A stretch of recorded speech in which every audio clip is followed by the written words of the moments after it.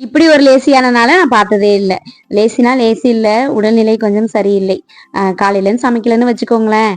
மதியம் வந்து ஒரு 3 மணிக்கெல்லாம் பசி வந்துருச்சு. கம்பெனிக்கு போயிட்டு வந்து காப்பிய போட்டுட்டு 2 பிஸ்கட் தொட்டு சாப்பிட்டுட்டு, அதுக்கப்புறம் தான் சமைக்க ஆரம்பிச்சிருந்தேன். காலையில என்ன செஞ்சுட்டேன்னா, அந்த மந்த்லி ஒன் டைம்ஸ் வந்து துணியெல்லாம் ஒதுக்கி வச்சு துவைச்சிருவேன். கிட்டத்தட்ட ஒரு 14 சட்டை, 3 செட்டு யூனிஃபார்மு அப்படி இப்படின்னு ஒரு 2 மணி நேரம் ஆயிடுச்சு துணி துவைக்கிறதுக்கு. உடல்நிலை கொஞ்சம் சரியில்ல. அதோட சேர்த்து செஞ்சது ஒரு மாதிரி ஆயிடுச்சு. மூச்சு பிடிச்ச மாதிரி ஆயிட்டு கை ஷோல்டர்லாம் வலிக்க ஆரம்பிச்சிட்டு. வாஷிங் மிஷின் இருக்கு. அதுல ரெகுலரா யூஸ் பண்றது மட்டும் தான் போடுவேன். புது ஷர்ட், ஜீன்ஸ் பேண்ட், வெள்ளை சட்டை இதெல்லாம் போட முடியாது. அதெல்லாம் என்னதான் இருந்தாலும் நம்ம கையால துவைச்சாதான் சரி வரும்னு மந்த்லி ஒன் டைம்ஸ் இது மாதிரி நாள் ஒதுக்கி. பாப்பாவும் இன்னைக்கு வீட்டுல இருந்ததுனால எல்லாத்தையும் துவைச்சு கொடுத்துருந்தேன்னா அவளே காய வச்சுட்டா. அதே மாதிரி நானும் அப்படியே போட்டுட்டு போயிட்டேன். இறாலை மட்டும் சேர்த்து கழுவி வை பாப்பான்னு சொல்லியிருந்தேன். இறாலை நல்லா கழுவி வச்சு. ஆனா 1 2 இறால்ல இருக்கிற அந்த குடலை வந்து ஒழுங்கா எடுக்கல. பரவாயில்லன்னு இன்னைக்கு விட்டுட்டேன். இன்னைக்கு ஒரு நாள் கடையில சாப்பிட்ற மாதிரி நினைச்சுக்க வேண்டியதா அப்படின்னு. இறால் குழம்பு வைக்கலாம்னு நினைச்சிருந்தேன். அவ இறால் பிரியாணி கேட்டிருந்தா. அதுக்காக வெயிட் பண்ணா. அவளுக்கு பிடிச்ச விஷயமா இருந்தா கரெக்டா செய்வா.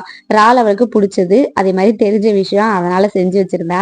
பாப்பா சின்ன பிள்ளையிலேருந்தே அப்படிதான். சாப்பாடுன்னு நம்ம எப்ப கேட்டு போடுறோமோ அப்பதான்.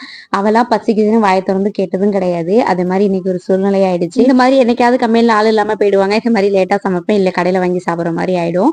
3 மணிக்கு மேலதான் சமைக்க ஆரம்பிச்சிருந்தேன். 4 4:15 சமைச்சு முடிச்சிட்டேன். ஓகே, பாய்.